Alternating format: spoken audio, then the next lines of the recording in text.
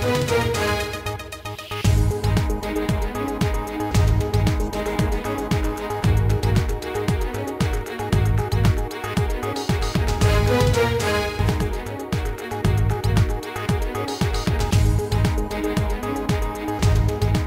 আজকের বাংলাদেশে, আপনাদের সঙ্গে আছি আমি গোলাম কিবরিয়া। কখনো অবাক কখনো হতবাক করেছে এবারের বিশ্বকাপ। প্রথম রাউন্ডে চলতি চ্যাম্পিয়ন স্পেনের বিদায় ছিল ধারণাতীত। আবার ইতালি ইংল্যান্ডকে গ্রুপ পর্বে বিদায় করা, কোস্টারিকার কোয়ার্টার ফাইনালে উঠে আশাতীত সাফল্য দেখিয়েছে। সবশেষ সেমিফাইনালে 7-1 গোলে বিপর্যস্ত ব্রাজিলের বিদায়ে হতবাক ফুটবল বিশ্ব। আজ আর্জেন্টিনা হল্যান্ড সেমিফাইনালে নতুন কোনো চমক অপেক্ষা করছে কিনা তা জানা যাবে আর কয়েক ঘন্টার মধ্যেই। এসব নিয়ে আজকের আলোচনা বিশ্বের বিশ্বকাপ। কথা বলতে স্টুডিওতে আছেন বাংলাদেশ জাতীয় ফুটবল দলের সাবেক অধিনায়ক সত্যজিৎ দাস রূপু, আছেন বাংলাদেশ জাতীয় ফুটবল দলের সাবেক গোলরক্ষক সাইদ হাসান কানন এবং বাংলাদেশ জাতীয় ফুটবল দলের অধিনায়ক মামুনুল ইসলাম। স্বাগত আপনাদের। এছাড়া আমাদের সঙ্গে সরাসরি যোগ দেবেন শিমুল বাশার। তিনি আছেন টিএসসিতে, যেখানে বড় পর্দায় ফুটবল খেলা দেখার জন্য অনেক দর্শক অপেক্ষা করছে। চলে যাচ্ছে শিমুল বাশারের কাছে।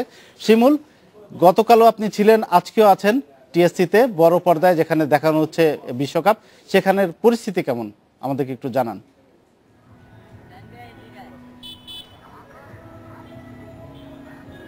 কিবরিয়া, মূলত বাংলাদেশে যারা ফুটবল প্রেমী তাদের অধিকাংশই আর্জেন্টিনার সমর্থক, এবং গতকাল যখন ব্রাজিল এবং জার্মানির প্রথম সেমিফাইনালে যারা ফাইনালে উঠে গেলেন 7-1 গোলে, তারা কিন্তু হারিয়েছেন আরেকটি বড় দল ব্রাজিলকে। ফলে সেই ব্যথা বেদনা নিয়ে কিন্তু আজকের দিনে ব্রাজিল সমর্থকরা যেমন ঢাকা বিশ্ববিদ্যালয়ের টিএসসিতে এসেছেন, পাশাপাশি আর্জেন্টিনার সমর্থক তারা চাইছেন যেন গতকালের মতো একটি শোচনীয় পরাজয় বরণ করতে না হয়। সেজন্য তারা কিন্তু অনেক আগে থেকে অপেক্ষা করছেন। মূলত বিশ্বকাপ ফুটবলের যে আসর, এই বড় আসরটি শুরু হবার পর থেকেই ঢাকা বিশ্ববিদ্যালয়ের টিএসসিতে বেশ কয়েকটি বড় পর্দা দেওয়া হয়েছে। এর বাইরেও ঢাকার বিভিন্ন অঞ্চলে কিন্তু বড় পর্দায় খেলা দেখার সুযোগ সুবিধা রয়েছে। এছাড়াও ঢাকা বিশ্ববিদ্যালয়ের প্রত্যেকটি হলে যেমন খেলা দেখার সুব্যবস্থা রয়েছে, তারপরও তারা তাদের প্রিয় দল আর্জেন্টিনা আজকে ফাইনালে উঠতে পারবে কি পারবে না এই নিয়ে এক ধরনের দোটানার মধ্যে থেকে তারা কিন্তু এসেছেন তাদের প্রিয় দলকে বড় ফাইনালে উঠিয়ে দিতে, এবং বড় পর্দায় যেন তারা তাদের প্রিয় তারকা লিওনেল মেসি এবং ডি মারিয়ার খেলা নৈপুণ্য দেখতে পারেন। এবং আপনি যদি খেয়াল করেন দেখবেন যে এখনো কিন্তু বড় পর্দাটি চালু হয়নি, তারপরও ঢাকা বিশ্ববিদ্যালয়ের যে রাজু ভাস্কর্য তার নিচে কিন্তু অসংখ্য ফুটবল প্রেমী কিন্তু এর আগেই যেন জায়গাটা থাকে সেই জায়গা করে নিয়েছেন। আমরা একজন ভক্তকে দেখতে পাচ্ছি, তিনি আগে এসেছেন। আপনি আসলে কোন জায়গা থেকে এসেছেন? কামরাঙ্গীরচর থেকে আইছি। আপনি কোন দলের সমর্থক? আমি আর্জেন্টিনার সমর্থক। কালকে তো বড় একটি দল ব্রাজিল, তারাও হেরে গেল। আপনারা কি মনে করছেন আজকে কি আপনারা ভালো করতে পারবেন? আশা করি আল্লাহর কাছে, কারণ আর্জেন্টিনা সবসময় ভালো খেলাইছে, ভালো খেলছে, মানুষকে আনন্দ দিছে, উৎসব দিছে ভালো খেলার জন্য। ঠিক আছে, এই জন্য আমরা দলটা সাপোর্ট করি। আর দেখলেন যে তারা কিন্তু আসলে শ্রমিক, ঢাকা বিশ্ববিদ্যালয়ের ছাত্র নন কিংবা ঢাকা বিশ্ববিদ্যালয়ের কোনো কর্মচারী নন, সুদূর থেকে এসেছেন। তিনি কামরাঙ্গীর চর থেকে এসেছেন আমরা যতদূর জানতে পেরেছি। আমরা বুঝতে পারলাম সেখানকার পরিস্থিতি। আমরা চলে আসছি স্টুডিওতে, দেখছিলাম অনেক দর্শক, যতই সময় গড়াবে আরো দর্শক আসবে। এই যে ফুটবলের উন্মাদনা আমাদের, সেটা নিয়ে মানুষের ব্যাপক উৎসাহ। আমাদের এই বিশ্বকাপে কিন্তু চমকের পর চমক থাকছে। শুরুতে যেটা বলছিলাম যে 7-1 গোল গতকালকে যেটা হয়েছে, এই যে একের পর এক চমক হচ্ছে, আপনার শুরুতে যে ভাবনা ছিল বিশ্বকাপ নিয়ে তার সঙ্গে কতটা মিলছে ফলাফল? আসলে বিশ্বকাপ শুরু হয়েছে প্রায় 1 মাসের মতো। গত 12ই জুনে শুরু হওয়া বিশ্বকাপটা আমার মনে হয় যে খুবই জমজমাট একটা লড়াই হচ্ছে। যেটা আগের বিশ্বকাপগুলোতে দেখা যেত যে ছোট টিমগুলির সাথে বড় টিমগুলির ডিফারেন্সটা অনেক বেশি ছিল, কিন্তু এবার খুবই ক্লোজ একটা ফাইট হচ্ছে। আবার সেই সাথে আরও যেটা বলবো সেটা হচ্ছে আপনার, যখন আমরা বিশ্বকাপটা শুরু করি, শুরুর আগে যে একটা পর্যালোচনা ছিল যে কোন টিমগুলো প্রথম 16তে আসবে, তার পরবর্তীতে কোয়ার্টার ফাইনালে বা সেমিফাইনালে আসবে। আমার মনে হয় যে স্পেন, ইতালি এবং ইংল্যান্ড প্রথম রাউন্ডে বিদায় নিয়েছে, পরবর্তীতে সেকেন্ড রাউন্ডে এসে উরুগুয়ে আউট হয়ে গেছে, এবং শেষ পর্যন্ত যে 4টা টিমকে নিয়ে আজকের এই সেমিফাইনালে বা গতকালকে যেটা হয়েছে, আমার মনে হয় যে সবাই যাদেরকে আশা করেছিল সেই প্রত্যাশিত টিমগুলি সেমিফাইনালে এসছে এবং গত ম্যাচে বলতে পারি যে একটা অপ্রত্যাশিত ফলে হয়েছে ব্রাজিলের 7 গোলে পরাজয়, যেটা বলবো যে আমাদেরকে হতবাক করেছে। আমরা বিস্মিত, আমরা স্তব্ধ, আমরা বলতে একেবারে বাকরুদ্ধ এবং আমরা ব্যথিত যারা ব্রাজিলের বাংলাদেশের সমর্থকরা আছে। আমার মনে হয় যে সবাই এটা নিয়ে এটা খুব শুধু ভালোভাবে ফিল করছেন। আর্জেন্টিনার সমর্থকরাও কিন্তু আশা করছিল ফাইনালে অন্তত ব্রাজিল আর্জেন্টিনার হ্যাঁ, এটা এবারে ফিকচারটা আপনার ফিকচারটার দিকে লক্ষ্য রাখলে একটা জিনিসই আপনার বোঝা যায় যে এমনভাবে ফিকচারটা ছিল যে যদি ব্রাজিল এবং আর্জেন্টিনা তাদের ম্যাচগুলিতে জয়লাভ করে আসতে পারে তাহলে হয়তো ফাইনালে 2 টিমের একটা লড়াই হবে। জানি না আজকে আর্জেন্টিনার খেলা আছে, তারা জয়লাভ করতে পারবে কিনা। যদি জয়লাভ করতে না পারে হয়তো 3rd পজিশনের জন্য তাদের মুখোমুখি হতে হবে। তারপরেও বলবো যে আর্জেন্টিনা আজকে জয়লাভ করে ল্যাটিনে আর ইউরোপের একটা লড়াই হোক, আর না হলে হয়তো 2 ইউরোপের লড়াই দেখতে হবে। কারণ ভাই এইবারের বিশ্বকাপে যেটা আমরা শুরু থেকে দেখছি যে অপেক্ষাকৃত কম শক্তির দল যেগুলোকে আমরা মনে করি সেগুলোর গোলরক্ষকরা কিন্তু বিরাট ভূমিকা রাখছে তাদেরকে জয় লাভের একটা স্বাদ পাইয়ে দিতে। এই গোলরক্ষকদের বিশ্বকাপ বলছেন অনেকে। এই যে গোলরক্ষকদের ভূমিকা এবং তাদের যে দক্ষতা এত বেড়েছে, এটার কারণ কি মনে হয়? এটার কারণ হচ্ছে এইবারের ওয়ার্ল্ড কাপে কিন্তু এবার দেখেছি আমরা শুটিং টেন্ডেন্সি অনেক বেশি ছিল প্রত্যেকটা টিমের। প্রত্যেক টিমের কিন্তু দেখা গেছে অনেক লং ডিস্টেন্স শট হচ্ছে, অনেকগুলো শট হচ্ছে গোলে, যার ফলে গোলকিপারও তাদের পারফরমেন্স শো করার একটা সুযোগ হয়েছে এবং প্রত্যেকটা গোলকিপারে ভালো খেলেছে। একমাত্র মেক্সিকো ছাড়া, ক্যাসিয়াস ছাড়া আর সব গোলকিপার কিন্তু ভালো পারফরমেন্স করেছে। এটার কারণে হচ্ছে আমি মনে করি হ্যাঁ স্পেন, ও তো আমরা দেখলাম প্রথম ম্যাচেই আমরা খারাপ করেছে, ও ছাড়া প্রত্যেকটা গোলকিপার কিন্তু ভালো পারফরমেন্স করেছে। এটার কারণ হচ্ছে আমার মনে হয় যে শুটিং টেন্ডেন্সি অনেক বেড়েছে টিমের এবং আগের ওয়ার্ল্ড কাপগুলো দেখেছি সবাই টিকি টাকা ফুটবল খেলতো, গোলকিপার সামনে যেও কিন্তু ওরা ডচ করে গোলকিপারকে পাস দিয়ে গোল করার চেষ্টা করতো। কিন্তু এই ওয়ার্ল্ড কাপে কিন্তু একটু ব্যতিক্রম ধর্মী আমরা একটা খেলা দেখেছি, সেটা হচ্ছে লং ডিস্টেন্স শট অনেক হচ্ছে, যে অ্যাঙ্গেল থেকে পারছে, অ্যাঙ্গেল নাই তারপর শুট করছে গোলে, দেখা যাচ্ছে গোলকিপার অ্যাঙ্গেল কভার করে আছে তারপর কিন্তু শুট হচ্ছে। এই যে শুটিং টেন্ডেন্সিটা এই ওয়ার্ল্ড কাপে দেখেছি, যার ফলে গোলকিপার তাদের পারফরমেন্স শো করতে পেরেছে এবং ভালো। আরেকটু অ্যাড করতে পারি, আমার যেটা মনে হচ্ছে যে আপনার যে টিমগুলো বিশ্বকাপ খেলতে আসছে তাদের প্রস্তুতির বিষয়টাও আছে। আমার মনে হয় যে প্রতিটা টিমে গোলকিপারের জন্য স্পেশালিস্ট কোচ আছে, তারাও তাদেরকে নিয়ে কাজ করছেন। কাজ করার পরিপ্রেক্ষিতে এমন একটা যে তারাও নিজেদেরকে তৈরি করে আসছে, আবার সেই সাথে নিজেদেরকে ওইভাবে উপস্থাপন ট্রেনিং তো সবসময় হয়, গোলকিপার ট্রেনিং নিয়ে কিন্তু আর যেটা বলবো যে টেন্ডেন্সি যেটা যে প্রচুর শুটিং হচ্ছে গোলে এবং এটার জন্য এটা আপনি বলতে চাচ্ছেন অন্যান্য বারের চেয়ে ব্যতিক্রম এই দিকটা যে সরাসরি আচ্ছা গোলকিপার হিট করছে। মামুনুল ইসলাম, এবারে বিশ্বকাপে চমক থাকছে, অঘটন ঘটেছে, অনেক কিছু দেখলাম আমরা, তার পাশাপাশি দৃষ্টিনন্দন ফুটবল যেটা আমরা আশা করি বিশ্বকাপে, সেটা কতটুকু পাচ্ছি? সেটা আসলে ভালো ফুটবলই হচ্ছে দৃষ্টিনন্দন। দেখবেন ছোট টিমগুলি, যেসব টিমকে ছোট টিম বলা হয়, যে আপনার কোস্টারিকা, কলম্বিয়া কিন্তু অনেক ভালো ফুটবল খেলেছে। এবং আপনার যদি নেদারল্যান্ডের কথা বলা হয়, নেদারল্যান্ড কিন্তু প্রত্যেকটা ম্যাচ আপনার প্রত্যেকটা ম্যাচে ভালো ফুটবল খেলেছে তারা। কিন্তু হল্যান্ডকে তো ছোট টিম আমরা বলবো না, গতবার রানার আপ বড় টিমগুলি, যেমন আপনি প্রত্যেকটা ম্যাচ দেখেন, আপনার সেকেন্ড রাউন্ড লিগেরই দেখেন, আপনি স্পেন, ইতালি, তারপর আপনি ইংল্যান্ডের মতো টিম আউট হওয়া, ভালো ফুটবলে যদি না হতো তারা কিন্তু আউট হতো না, তারা ভালো ফুটবল খেলে কিন্তু আপনার চলে আসতো, তাদের থেকেও ভালো ফুটবল খেলতেছে। আলজেরিয়াও ভালো ফুটবল খেলেছে লাস্ট, আলজেরিয়া কিন্তু আপনার জার্মানের সঙ্গে লাস্ট থেকে যে জার্মান যদি 2-0 না করতে পারতো তাহলে 1-1 এর ড্র হয়ে যেত। বেলজিয়ামের ফুটবলটা খুবই দৃষ্টিনন্দন ছিল, তারা যে ফুটবল বেলজিয়াম আর্জেন্টিনার সঙ্গে, এবং বেলজিয়াম আপনার গ্রিসের সঙ্গে, তার মানে যারা দৃষ্টিনন্দন ফুটবল আশা করছিলেন তারাও হতাশ হননি। তবে বলবো যে আপনার ব্রাজিল আর্জেন্টিনার কাছে যে মানুষের প্রত্যাশা ছিল আরো হয়তো ভালো ফুটবল খেলার তারা ক্ষমতা রাখে, তাদের সেই সামর্থ্যটুকু আছে, সেই জায়গাটুকুতে বলতে পারেন যে কিছুটা ব্রাজিলের গতকালকের যে বিপর্যয় সেই প্রসঙ্গে যদি একটু আসি, এই যে তাদের নেইমার ছিল না এবং সিলভাও ছিলেন না, তো এই দুইজন প্লেয়ারের অনুপস্থিতির কারণ কি? এটা এত বড় একটা টিম কি মাত্র 2জন প্লেয়ারের অনুপস্থিতিতে এরকম বিপর্যয়ের মুখে পড়তে পারে নাকি অন্য কোনো কারণ আছে আপনি বিপর্যয়ের অনেকগুলি কারণের মাঝে হয়তো এটা একটা কারণ। এটাই মূল কারণ প্রধান হতে কারণ পারে না। বিশ্বকাপে খেলতে এসছে ব্রাজিলের মতো একটা টিম যেখানে শুধু আপনার নেইমার আর থিয়াগো সিলভাকে নিয়ে আসলে তারা দল সাজায়নি, সাজিয়েছে পুরো 23 জনের একটা স্কোয়াড বলতে পারেন।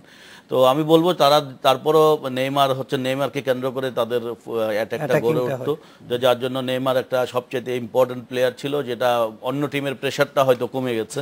আর থিয়াগো সিলভা ডিফেন্সটা বলতে পারেন ডিফেন্স থেকে নিজে নেতৃত্ব দিতেন, যার জন্য হয়তো ডিফেন্সও কিছুটা দুর্বল হয়েছে।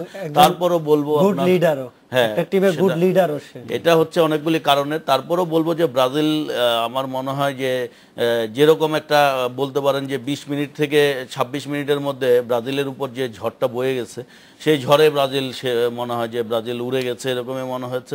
তো এই ক্ষেত্রে বলবো আপনার যে স্কলারি যে দল গঠন করেছে, আমার মনে হয় যে উনি অনেক বড় মাপের কোচ, ওনাকে বিষয় নিয়ে মন্তব্য করাটা সমীচীন হবে না। তারপর আমি বলবো যে আমার অপোনেন্ট যখন ছিল জার্মানি, আমি খেলার আগে জার্মানের স্ট্রং সাইড কোনটা সেটা নিয়ে চিন্তা করার অবকাশ ছিল। এবং আমাকে যদি বলেন যে আমি অ্যাজ একজন এক্স প্লেয়ার হিসেবে বলবো যে আপনার জার্মানির সবচেয়ে সমৃদ্ধ জায়গাটা হচ্ছে আপনার জার্মানির মিডফিল্ড, যেটা বলবো শোয়েনস্তেগার, ল্যাম্প, টনিক ক্রুজ, খুদেরা, এরা যখন আপনার এই জায়গাটুকুতে, এবং ওজিল, এই কোনো সময় মুলারও এসে মিডফিল্ড থেকে কাজ করে। তো আমি যেটা বলছিলাম যে আপনার এই জায়গাটা হচ্ছে তাদের সবচাইতে মানে স্ট্রংগেস্ট পার্ট বলতে পারেন। তো ব্রাজিলের যদি তাদের এই স্ট্রংগেস্ট পার্টের সাথে লড়াই করতে হয়, তাহলে তাদের মিডফিল্ড ডিফেন্স থেকে মিডফিল্ডটুকু কম্প্যাক্ট থাকাটা উচিত। 7 গোলের মধ্যে 3 গোলে কিন্তু তাদের মিডফিল্ডে আপনার আমি দেখেছি গতকালকে আপনার তাদের যে ফার্নান্ডিনো আর ডিফেন্সিভ মিডফিল্ড গুস্তাভো খেলেছে, আর বাকি আপনার তাদের 4 ডিফেন্ডার যেটা ছিল যেটা তারা মাইকন বা কিন্তু আপনার যে বিষয়টা তাদের মিডফিল্ডে উপরের প্লেয়ার গুলো, আমাকে যেটা বলতে হয় যে তারা যে ডিফেন্সকে হেল্প করার জন্য যতটুকু আসার দরকার ছিল বা মিডফিল্ডে অতটুকু আসেনি। এই দুই মিডফিল্ডের প্রসঙ্গে একটু যাচ্ছি, কারণ থামানো তাদের পক্ষে সম্ভব ছিল। মিডফিল্ডারদেরকে তারা প্রতিরোধ গড়ে তুলতে পারে। কারণ ভাই আপনার কাছে আমার একটা প্রশ্ন আছে, সেটা হচ্ছে আপনি বলছিলেন যে এবার শুটিং টেন্ডেন্সি, তো গতকালও তো আমরা এটাই দেখেছি, সেটার জন্য কি সিজার প্রস্তুত ছিল না? না, কালকের ম্যাচটা ডিফারেন্স হয়েছে। কালকের ম্যাচটা কিন্তু টোটাল টিমই কলাপস করেছে ব্রাজিল টিমে, দেখেছি আপনি দেখছেন কোনটা ডিপার্টমেন্টে কিন্তু কাজ করতে পারে না, ফরওয়ার্ড, মিডফিল্ড এন্ড ডিফেন্স। তারা কিন্তু ওদের কালকে মনে হয়েছে কালকে টোটাল টিম যখন একটা টিম যখন কলাপস করে টোটালি, তখন কিন্তু গোলকিপার কিন্তু অনেকগুলো সেভও করেছে, কিন্তু ক্লোসার যে গোলটাও সেভ করার পরে কিন্তু রিটার্ন শটে আবার গোল খেয়েছে সেকেন্ড শটে, এরকম অনেকগুলো বল সেভও করেছে প্রথম থেকে। কিন্তু যখন ডিফেন্স এলোমেলো হয়ে যায়, মিডফিল্ড যখন প্রেসার খেতে থাকে, তখন গুলো একটা পর্যায়ে এসে গোলকিপার আর পারে না সেভ করতে। আপনি গোলগুলি সবকটা দেখলে আপনার গোলকিপার কি করবে এখানে? গোলকিপারের কিছু করার নেই। ডিফেন্সের আপনি ফার্স্ট গোল মুলার তো যে গোল করলো, এটা তো একটা সেট প্লে, একটা কর্নার কিক থেকে গোল, কোনো মার্ক নাই, কোনো মার্কিং নাই। ব্রাজিলের মতো একটা টিমে আপনার শুধু ফার্স্ট বারে 5 জন প্লেয়ার যাবে, সেকেন্ড বারটা ওপেন থাকবে, প্রথম গোলটাই না, শুধু পরের গুলো আমরা দেখলাম। তো আমার একটা প্রশ্ন জাগে, ব্রাজিলের মতো একটা অভিজ্ঞ দল যখন প্রথম গোলটা হয়ে গেল, পরের গুলো তো একই কায়দায় হলো, তো সেই ক্ষেত্রে তারা কৌশল পরিবর্তন করলাম। কালকে অ্যাকচুয়ালি ইমোশন আর চাপ ব্রাজিলের উপরে এমন একটা কাজ করেছে, কোচ সহ এটা খেলার হারিয়ে ফেলেছে, নাই তারা মাটি ছিল না।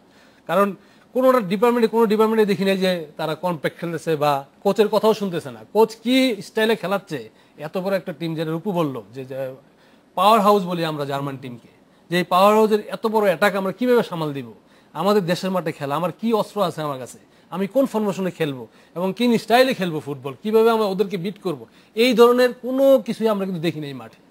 তাহলে আমরা বলবো, আমি বলছি মতো কোচ এবং 2 বার ওয়ার্ল্ড কাপ বিজয়ী তার ডাইরেক্টর, টেকনিক্যাল ডাইরেক্টর কোচের সাথে আছে, স্কলারের সাথে এই টিমে। তারপরেও তারা ফরমেশন ঠিক করতে পারে গেলে কোন স্টাইলে জার্মানকে অ্যাটাক রুখবে এবং গোল করবে। আমরা একটা বিরতি নিয়ে আবার আসছি, নিচ্ছে একটা বিরতি, সাথেই থাকুন।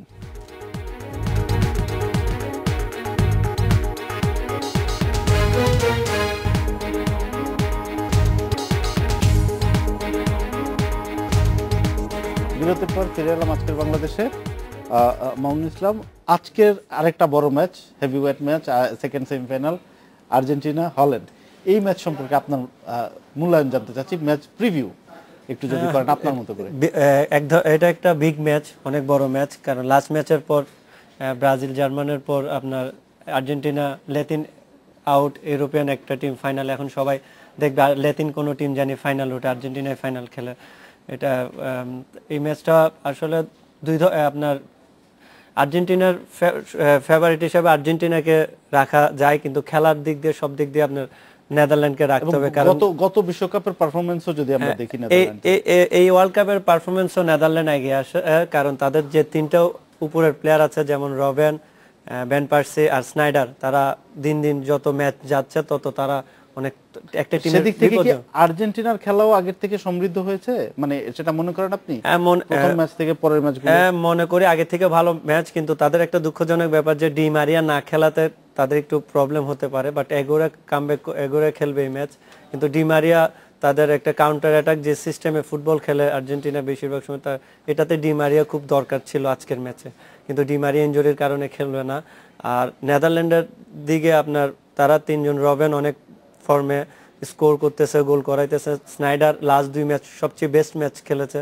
তাদের কোচ, নেদারল্যান্ডের কোচ সবচেয়ে বেশি, আমি বলবো তাকে ম্যাজিশিয়ান হিসেবে বলবো, তার কারণ তার চেঞ্জিংগুলি পারফেক্ট হচ্ছে, এবং যাদের চেঞ্জ করে নামায় তারাই কিন্তু ক্লিক করতেছে, যেটা আর্জেন্টিনার ছিল না, ব্রাজিলও ছিল না। আর্জেন্টিনার চেঞ্জিং যারা খেলে তারা ভালো পারফর্ম করতেছে না, বাট নেদারল্যান্ডের যেই নামে সেই স্কোর করতেছে, এবং লাস্ট কোয়ার্টার ফাইনালে আপনি দেখবেন সে একটা মিরাকেল ঘটনা, 120 মিনিটসের 3-4 মিনিট আগে সে গোলকিপার নামাইছে, কিন্তু গোলকিপার কিন্তু স্পেশালিস্ট না।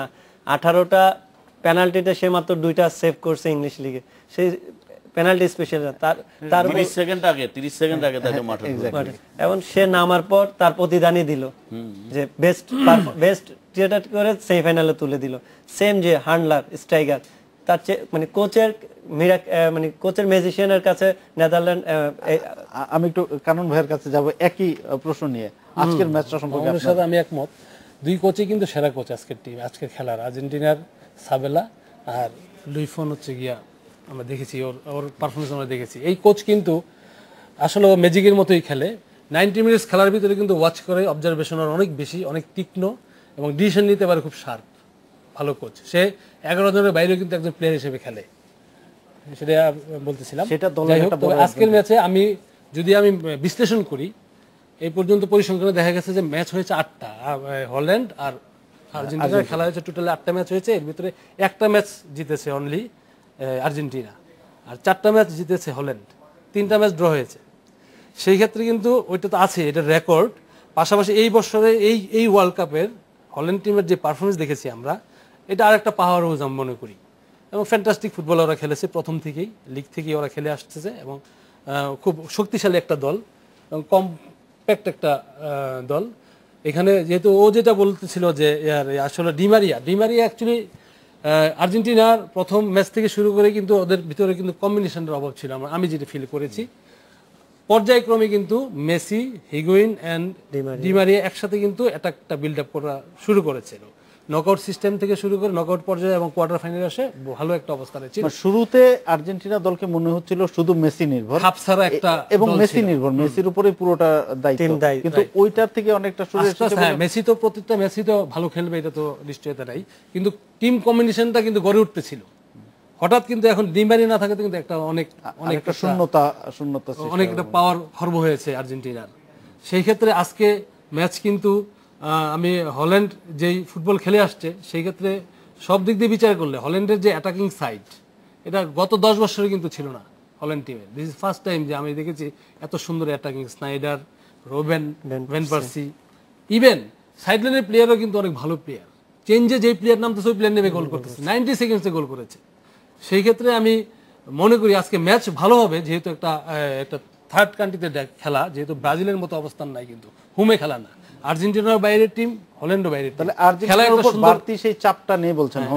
আর বেশি নির্ভর হয়ে যদি যায় টিম, তাহলে কিন্তু আর্জেন্টিনার জন্য বিপদ। আর আমরা দেখতেছি কিন্তু আর্জেন্টিনা টিমের ডিফেন্স সাইড কিন্তু সবসময় দুর্বল আমরা দেখছি। এখন সেই ক্ষেত্রে আজকে কোচ কি করবে এটা দেখার বিষয়। তো খেলা অনেক ভালো খেলা হবে, এটা গত ম্যাচের মতো হবে না। আচ্ছা, আমরাও তাই আশা করি। রূপদা, আপনার এরকম কি একটা মনে হচ্ছে কিনা যে গত বিশ্বকাপের চ্যাম্পিয়ন ফাইনাল খেলাটা যদি আমরা দেখি হয়েছিল স্পেন এবং নেদারল্যান্ডসের মধ্যে, এইবারও দেখেন লাতিন একটা দল ঝরে পড়লো, এখন ইউরোপিয়ান একটা দল এবং লাতিন একটা দলের মধ্যে খেলা হবে আজকে। এখানে কারা যাবে, এই যে লাতিন ফুটবলের যে একটা আধিপত্য ছিল, ইউরোপিয়ানরা কি অনেকটা এটাকে তাদের কবজায় নিয়ে নিচ্ছে কিনা, এরকম কোনো? ইউরোপ আর ল্যাটিনের মধ্যে লড়াইটা বেশ ভালোভাবে চলছে, এটা প্রতিবারেই হয়। তো আর যদি বলতে পারেন যে আপনার ল্যাটিনের কথা বললে আপনার এই ব্রাজিল, আর্জেন্টিনা, উরুগুয়ে এদেরকে নিয়ে আসে। আবার যদি ইউরোপের দিকে যান তাহলে আপনার ইতালি, ফ্রান্স বা ওই যে হল্যান্ড আর স্পেন এবং জার্মানি, এদের সাথে এদের প্রতিদ্বন্দ্বিতা সব সময়, এবং সেটাই হয়তো চলছে বিশ্বকাপে। তো আজকের ম্যাচটাও আমি যেটা বলবো যে আমি একজন সাধারণ দর্শক হিসেবে প্রথমেই চাইবো কালকের মতো যেন সেই পরিস্থিতি যেন না হয়। আমরা একটা জমজমাট লড়াই দেখতে চাই প্রথমত। আর দ্বিতীয়ত যে বিষয়টা আমি বলবো যে যদি আপনি ম্যাচ নিয়ে কথা বলতে হয়, প্রথমে বলতে হবে যে যদি বিশ্বকাপের ম্যাচগুলোর বিবেচনায় নিলে হয়তো যে অবস্থাটা দাঁড়িয়েছে, আপনার হল্যান্ডের আপনার অ্যাটাকিং পার্টটা খুবই স্ট্রং, যারা একটু আগে মামুন বললো, কারণ হয়ে বলেছে। আমি যেটা বলছিলাম তাদের যে স্লাইডার, রোবেন বা ভ্যান পার্সি, এরা কিন্তু সারাক্ষণে এফেক্টিভ থাকে। আর রোবেন হচ্ছে স্পেশালি, তার কাছে এই ওয়ার্ল্ড কাপে যে কয়টা বল গিয়েছে সব কয়টা তার মুভ ছিল এফেক্টিভ। তো আর্জেন্টিনা যদি তাদেরকে জয়লাভ করতে হয়, যেটা হচ্ছে আগে তাদেরকে রুখতে হবে। এই রোখার জন্য যে জিনিসটা আমরা যখন বিশ্বকাপ শুরু করেছিলাম তখন কিন্তু আর্জেন্টিনার ডিফেন্স নিয়ে কথা হয়েছে যে তারা কি খেলবে, কি হয়তো দুর্বল জায়গা হচ্ছে তাদের, আর সবল জায়গা হচ্ছে সেই 4 বিগ 4 বলে যে ডি মারিয়া, এগুয়েরা, হিগুয়েন আর হচ্ছে মেসি। তো ডিফেন্সটাকে আবার ওই মাস্টেরানোকে পিছনে হেল্প মিডফিল্ড থেকে তার উপরে রেখে কোচ, তারা কিন্তু তাদের যে নিয়ে যে সমালোচনাটা হচ্ছিল সেটার জবাব গত ম্যাচে বেলজিয়ামের সাথে তারা ভালোভাবে দিয়েছে, কোনো গোল রিসিভ করে না। আজকেও যদি সেই পরীক্ষাটা তারা উত্তীর্ণ হতে পারে, যে রবীন্দ্রের ভ্যান পার্সি বা ইয়েকে স্লেডারকে রুখে দিতে পারে, তাহলে আমি বলবো যে লুই ফনগল যদি কোনো অবস্থায় মেসির জন্য কোনো নতুন কোনো কৌশল অবলম্বন না করেন, যে মেসি যে আপনার যে তার যে শৈল্পিক ফুটবল, আমি বলবো যে বর্তমান ফুটবলের মেসি যে তার যে জাদু, সেই জাদুতে সে যে কোনো মুহূর্তে যে কোনো অঘটন ঘটিয়ে দিতে পারে। তো আমি বলবো যে আপনার প্রথমত হচ্ছে আপনার আর্জেন্টিনার ডিফেন্সকে তাদেরকে রুখতে হবে, আবার হ্যাঁ অ্যাটাকেও পার্টিসিপেট করতে হবে। তো অ্যাটাকে হিগুয়েন তার গত ম্যাচে তার অবস্থানটা সে জানান দিয়েছে। তো আমি আশা করছি যে মানে একটা জমজমাট লড়াই হবে, তবে মেসিকে যদি সামান্য সুযোগ দেওয়া হয় ম্যাচ যে কোনো রেজাল্ট হবে। আপনার কাছে একটা প্রশ্ন, যে এইবারের বিশ্বকাপে রেফারিং নিয়ে নানা রকম কথা হচ্ছে, আপনার মূল্যায়নটা কি? রেফারি নিয়ে আলোচনা হয়েছে। আমি একটা ইয়াতে দেখলাম, পেপারে দেখলাম যে ফিফা প্রশ্ন উঠেছিল এটা নিয়ে। তখন ফিফার এক কর্মকর্তা বললো যে আমরা চেয়েছিলাম ফুটবলটা সুন্দর একটা ফুটবল হোক, আমরা বেশি বাঁশি বাজালে খেলা কিন্তু স্পিড নষ্ট হয়ে যায়, অ্যাটাক নষ্ট হয়ে যায়, এই কারণেই আমরা একটু সুযোগ দিয়েছিলাম। কিন্তু প্লেয়াররা এটা অ্যাডভান্টেজ নিয়েছে, বাড়তি অ্যাডভান্টেজ। কিন্তু তারপর আমি বলবো যে নেইমারের যে ইনজুরটা, সেইটা আমরা রেফারির কথা না বলে আমি বলতে চাই যে স্কলারির মতো কোচ যেই খেলায় আপনার 2 গোলে অ্যাডভান্টেজ হওয়ার পরেও 2 গোল কিন্তু লিড নিয়েছে টিম, তারপরে যখন আমি নাইমার নির্ভর আমার টিম ব্রাজিল, আমি কোচ হিসাবে আমার চিন্তা করা হচ্ছিল একটু বড় মাপের কোচ হিসেবে চিন্তা করা হচ্ছিল, যখন 2 গোল পেয়ে গেছে 70 মিনিট পরে কিন্তু নাইমার মাঠে, তখন কিন্তু নাইমারে উঠে নেওয়া উচিত ছিল। সেইটা যদি নিয়ে যেত, আমরা প্রথমতে দেখেছি কন্টিনিউ কিন্তু ওরা মার মুখে একটা খেলা খেলতেছিল এবং নেইমার ছিল টার্গেট। তাহলে কোচ কিন্তু এই জায়গায় একটা ভুল করেছে।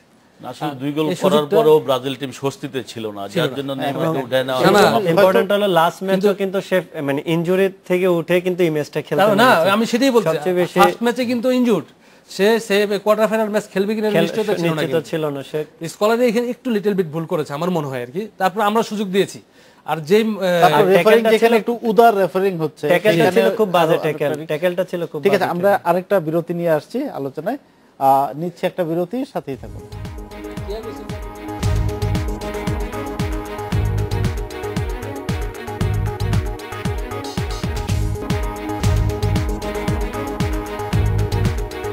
বিরতির পর ফিরে এলাম আজকের বাংলাদেশে। ফুটবলে বাংলাদেশ একসময় তো ফুটবল নিয়ে নানা রকম উন্মাদনা ছিল, ফুটবলের একটা স্বর্ণযুগ গিয়েছে। আবাহনী মোহামেডানের খেলা ছিল চরম আলোচিত বিষয়। এখন যেমন আমরা আলোচনা করছি আজকের বিশ্বকাপ নিয়ে, এর চেয়ে কম আলোচিত বা চর্চিত ছিল না। তো এই যে আমাদের ফুটবলকে আন্তর্জাতিক মানে নিয়ে যাওয়ার ক্ষেত্রে খেলোয়াড়দের শারীরিক সক্ষমতা, দম, এগুলো কি বাধা হিসাবে দেখা হয়? আমরা কি লাতিন আমেরিকা বা আরো অনেক গরিব দেশ তাদের থেকে কি পিছিয়ে? হ্যাঁ, আমরা ইউরোপ আর লাতিন আমেরিকা, আমরা এশিয়ান, আপনার জাপান, কোরিয়া, তারপর ইরান, এদের থেকে অনেক পিছনে, অনেক আমি পিছনে। বলছি শারীরিক সক্ষমতায় কি আমরা লাতিন আমেরিকার দেশগুলো থেকে পিছিয়ে? না, এটা আসলে ঠিক না। কারণ আপনি দেখেন শারীরিক দিক দিয়ে যদি চিন্তা করেন, নেইমারকে আপনি দেখেন, অস্কারকে দেখেন, তাহলে কেন এটা বলা হয় যে তারা ছোট কাল থেকে, এটা হলো আসলে আপনার 4-5 বছর, যখন 6 বছর একটা ছেলে যখন বুঝার উপায় যে ফুটবল এই জিনিস, তখন থেকে আমাদের ট্রেন করা উচিত। কিন্তু আমরা কখন ট্রেনে আসি, যে আমাদের ট্রেনের সময় হলো 16 বছর, 17, 70 ইয়ার্স বা 14-15 ইয়ার্স ওল্ডে। আর আমি যদি স্টার্টটা 6 বছর 7 বছরে যদি করতাম, আমাদের যেমন দেশে একাডেমি অভাব আছে, একাডেমি নাই, একাডেমিতে যদি 6 থেকে 7 বছরের বাচ্চাদের যদি ট্রেনিং করায়, সে 5 বছর 12 বছর বয়সে সে পরিকল্পিতভাবে একদম একটা পারফেক্ট ফুটবলার হিসাবে তৈরি হয়। আমরা তো ফুটবলার হিসাবে তৈরি হয় 16-17 বছর বয়সে, এবং ম্যাচুরিটি হয়ে হলো 20-21 বছর, যেটা আমাদের জন্য খুব অনেক দূর পিছনে।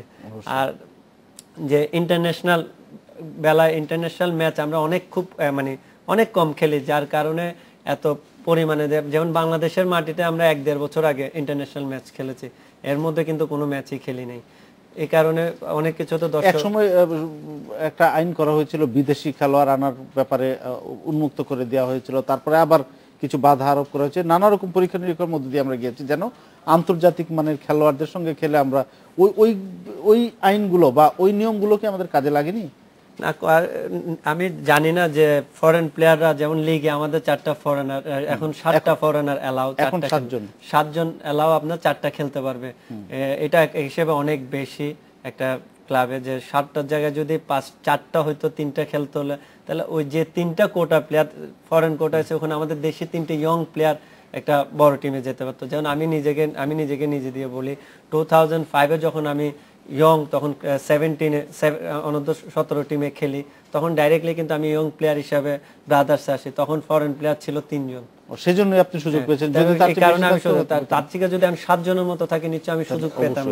আমি যাচ্ছি একটু রূপদার কাছে একই বিষয় নিয়ে। এই যে ফুটবলের আমাদের দেশে যে এখন বলা হয় পেশাদারিত্ব গড়ে উঠছে না একজন ফুটবলার, এটার পিছনে কারণগুলো কি কি? পেশাদারিত্ব বলতে আপনার আমাদের ফুটবলটা আসলে পরিচালিত হয় ফিফার আন্ডারে। ফিফা বলতে পারেন এএফসির আন্ডারে বাংলাদেশের ফুটবল, তাদের গাইডলাইন অনুযায়ী প্রফেশনাল লিগ এখন বাংলাদেশে চলছে, যেটা আমাদেরকে তাদেরই বলতে পারেন যে প্রেসক্রিপশন, সেটাকে আমাদেরকে মেনে নিয়েই কাজ করতে হচ্ছে। তবে প্রফেশনাল যে লিগটা হচ্ছে, এটার জন্য যে কাঠামোগত বিষয়গুলো আছে, এগুলি বলতে গেলে আমাদের ক্লাবগুলি বা ক্ষেত্রে অনেকটাই অনুপস্থিত। তারপরেও কোথাও এক জায়গা থেকে শুরু করতে হবে, সেই বিবেচনায় ক্লাবগুলো শুরু করেছে। নিজস্ব মাঠ থাকতে হয়, নিজস্ব বলতে পারেন যে ট্রেনিং গ্রাউন্ড থাকতে হয়, জিম থাকতে হয়, এজ গ্রুপের টিম থাকতে হয়, আরও অনেক ফ্যাসিলিটিসের প্রয়োজন আছে, যেগুলি হয়তো আমাদের দেশের এখনও প্রেক্ষাপটে সেটা গড়ে ওঠেনি। তো তারপরেও শুরু করেছে, এখন হয়তো সামনের দিনে হয়তো এটা হবে কিনা সেটা দেখার বিষয় রয়ে গেছে। তো আমি যেটা বলবো যে আমাদের ফুটবলটাকে যদি, যেটা মামুন বলছিল একটু আগে, যে তারা শুরু করেছে এজ গ্রুপ হয়তো 15-16 দিয়ে, তো আমার মনে হয় যে প্রথমে তার জায়গায় যেটা বলবো যে আপনি ল্যাটিন বাড়ির সাথে আমাদের শারীরিক সক্ষমতার অভাব আছে, সেটাকে আপনাকে মানতেই হবে। এখানকার আমাদের ওয়েদারটা আমাদের জন্য খুব সুইটেবল না, সেটাও একটা প্রচন্ড গরম। 2 নম্বর বলতে পারেন যে তারা যখন যেসব ইউরোপিয়ান ডিসিপ্লিনের অভাব আছে বলে মনে করেন? ডিসিপ্লিনের বিষয়টা হচ্ছে এটা সেকেন্ডারি বিষয়। এটা হচ্ছে ডিসিপ্লিনের ব্যাপারে বলতে হলে আপনি একটা জিনিসই বলবো, যদি আপনি ওয়েল ডিসিপ্লিন হন, তাহলে আপনার ক্যারিয়ারটা আরও সমৃদ্ধ হবে, দীর্ঘায়িত হবে, এবং আপনি ভালো ফুটবল খেলতে পারবেন। সেটা সবচাইতে ভালো ফুটবল খেলার জন্য এটা সবচাইতে জরুরি। আর যেটা আপনাকে বলছিলাম যে আপনার আমাদের যে ইউরোপের সাথে যদি মিলান, ফিজিক্যালি আমরা তাদের সাথে অনেক পিছিয়ে, ইউরোপের সঙ্গে অনেক পিছিয়ে আছি। তারপরেও বলবো যে আমাদের নিশ্চয়ই পরিকল্পনার বিষয় আছে ফুটবলকে এগিয়ে নিয়ে যাওয়ার জন্য। আপনার যে একাডেমির কথা বলছে, সিলেটে একাডেমি অলমোস্ট রেডি, আশা করছি আগামী 2 থেকে 3 মাসের মধ্যে। বিকেএসপি তো অনেক আগে থেকেই বিকেএসপি আছে এটা, তারপরে ফুটবল ফেডারেশনের আন্ডারে যেটা, সেটা সিলেটে যে একাডেমি বিএফএফ ফুটবল একাডেমি, সেটা চালু হবে আগামী 2-3 মাসের মধ্যে। আর আর্লি এই যে আপনার শুরু করার যে বিষয়টা যা বলছে, আমাদের দেশের একটা এমন হয়ে গেছে, আপনি খুব ভালোভাবে যদি দেখেন, আমরা যখন পড়ালেখা করতাম আমাদের মা বাপ কি এখন ছেলেদেরকে নিয়ে স্কুলে বসে থাকতো? আমার তো মনে হয় না আমাদেরকে নিয়ে, কিন্তু এখন দেখবেন ছেলেকে পাহারা দিয়ে এখন রাখছে। চাপ অনেক অনেক বেড়ে গেছে, এবং সেই ক্ষেত্রে অল্প বয়সে যাদের ভিতরে যে ট্যালেন্ট আছে, যেটা যদি ফেডারেশন থেকে বের করা হয়, তারপরেও ক্যাম্পের জন্য অন্তত ওই ছেলেদেরকে ছেড়ে দেওয়ার জন্য বাপ মারা খুব একটা রাজি হয় না। তারপরেও বলবো যে 7-8 বা 8 বছরে আমাদের এখানে শুরু করা সম্ভব না, 9-10 গিয়েও যদি শুরু করে এটাকে টেনে নিয়ে যাওয়া যায়, এবং যদি আমরা ওই অন্তত এশিয়া মানে আমরা যদি নিজেদেরকে পৌঁছাতে পারি, সেই জায়গাটাকে যদি যেতে হয়, তাহলে আমাদের বলতে হবে যে আমাদের দীর্ঘমেয়াদী পরিকল্পনা নিতে হবে। সেই পরিকল্পনার বাস্তবায়ন যদি করতে পারে, তাহলে বাংলাদেশের ফুটবল। আমি যাচ্ছি কানন ভাইয়ের কাছে। ফুটবলের স্বর্ণযুগ আপনারা দেখেছেন, আপনারা যখন মাঠে ছিলেন তখন আবাহনী, মোহামেডান বলেন বা বড় বড় খেলাগুলোতে মানুষ প্রচন্ড আগ্রহ নিয়ে যেত। এখন লিগ হচ্ছে, সবই হচ্ছে, কিন্তু দর্শকদের কেন টানতে পারছে না? ওই সেই যুগ আর আজকের যুগের একটু তুলনামূলক ওয়ার্ল্ড কাপ দেখে আমার মনে হচ্ছে যে ফ্ল্যাগ উঠছে বাসায় বাড়িতে বাড়িতে। আমরা যখন খেলতাম তখন কিন্তু ওই একই ফ্ল্যাগ উঠতো, মোহামেডান অনেক খেলায় এরকম অনেক কম্পিটিশন দিয়ে ফ্ল্যাগ উঠতো বাসায় বাসায়, কিন্তু এখন আর ওটা দেখছি না। এটার কারণ অনেকটাই আছে। আমরা যখন ফুটবল শেষ করি, আমরা আমাদের বেসটা যখন শেষ করি, তখন তার পরবর্তী পর্যায়ে কিন্তু ফুটবলটাকে ধরে রাখার জন্য যে অফিসিয়ালি ফেডারেশনের যে কার্যক্রম ছিল, সেইটা আমার মনে হচ্ছে একটু স্লথ হয়েছে বিদায়। পরবর্তীতে কিন্তু আমরা যাওয়ার পরে 2-3টা বেস, আমাদের বেস, তারপরে রূপু এবং জুয়েল রানা, এদের বেসের পরেই কিন্তু ফুটবল ধরে রাখার জন্য এমন কোনো অর্গানাইজারদের কোনো পরিকল্পনা আমি দেখিনি ফেডারেশনের, যার ফলে একটা বিরাট গ্যাপ হয়েছে কিন্তু আজকে খেলোয়াড়ের মাঝে। যদি আমরা ওর পর থেকে যদি আমরা চিন্তা করতাম যে আমাদের বেস টু বেস, পরবর্তীতে বেস টু বেস আমাদের তৈরি করতে হবে, ফেডারেশনের পরিকল্পনা যদি থাকতো, তাহলে কিন্তু আজকে আমরা এই ক্লান্তি লগ্নে যেতাম না ফুটবলের। এমন দিনও গিয়েছে ফুটবলে আমরা যখন 86, 87, 88 যখন আমি পরপর চ্যাম্পিয়ন হলাম মোহামেডান, তখন আমরা রাস্তা বেরোতে পারতাম না, এত দর্শক ছিল। গ্যালারিতে দর্শক সকালে 11 থেকে ঢোকা শুরু হতো।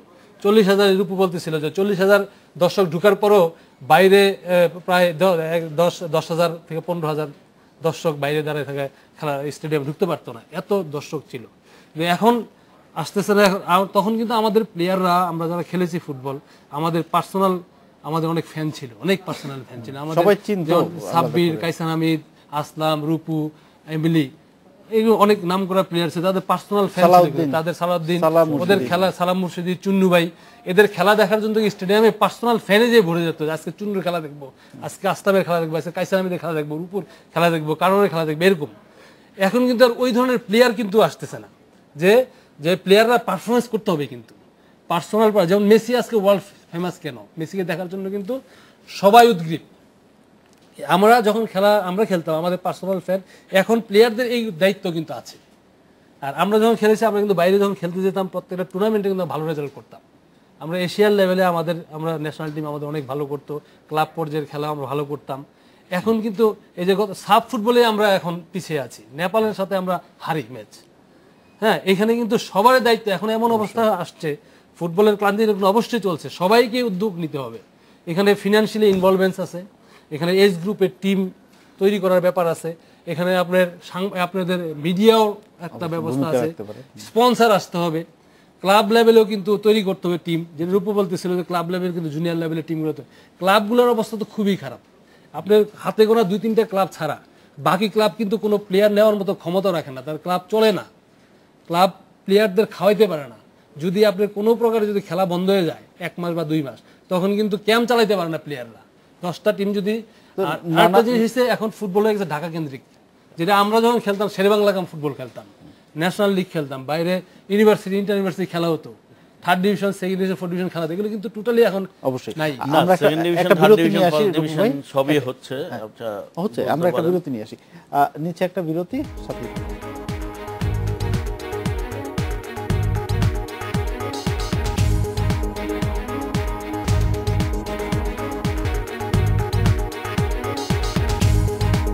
বিরতির পর ফিরে এলাম আজকে বাংলাদেশে।